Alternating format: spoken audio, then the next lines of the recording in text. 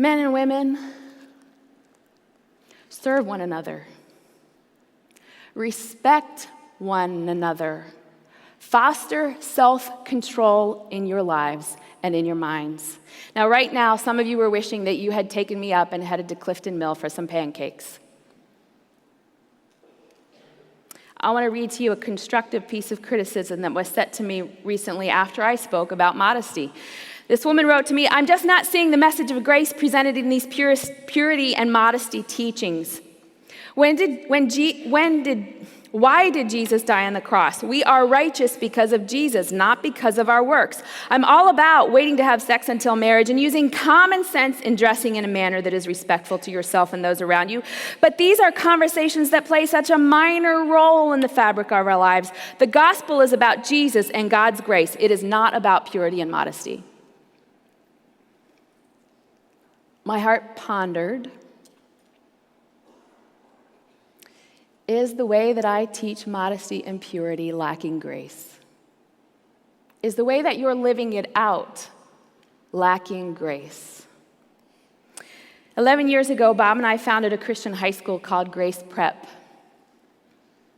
We founded it for many reasons. One was that as I was traveling the nation and speaking again and again and again, there would be at one of my sexual purity retreats for teen girls, a girl who was pregnant,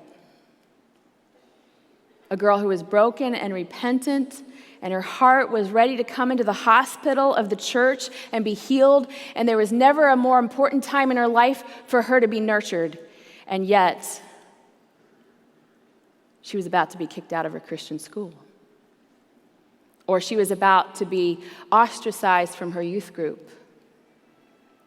Bob and I took seriously the tears that we saw in every single one of those girls' eyes, and we prayed, "Lord, show us."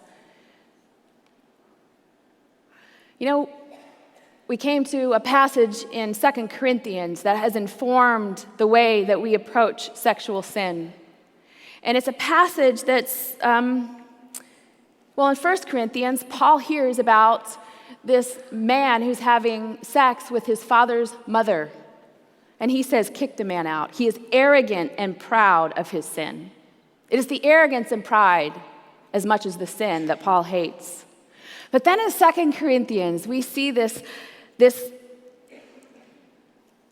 unusual thing that you never see in the church today, hardly ever. Paul says to invite that man back in, to give that man the full rights and privileges of the body of Christ once again. And do you know how much time there is between the writing of those two letters? Months, not years. Months. When do we kick the pregnant girl back in?